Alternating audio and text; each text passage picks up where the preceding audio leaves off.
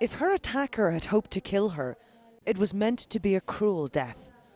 Setara was beaten with a rock, stabbed repeatedly, and then had her nose and lips cut off. She says her attacker was her husband, a drug addict whose habit she refused to fund. From a hospital bed in the western province of Herat, she tried to tell us her story. But her words were unrecognizable, spoken in agony. They had problems before, but it was not like this. If I had known the problem would come to this, I would have killed him with my own hands.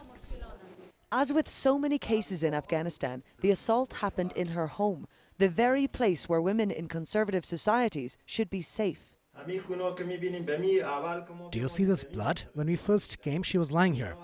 The blood is from her lips and the nose. There was a lot of blood which is now dried.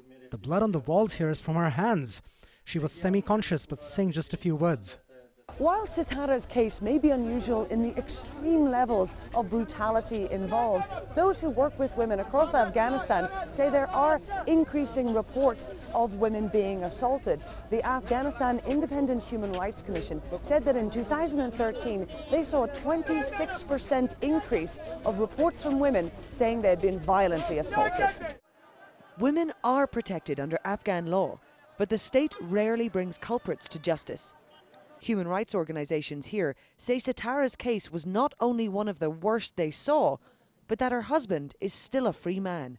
The worst cases of violence against women in 2013 were the cutting of the nose and lips of a woman in western Afghanistan and another woman in Baghdad who was chopped into pieces with an axe by her husband. Unfortunately, the perpetrators of the crimes did not face justice. Without justice for Afghan women, the men who attack them are unlikely to stop. Politicians and officials continue to pay lip service to women's rights. But their refusal to act on promises could see the violence get even worse.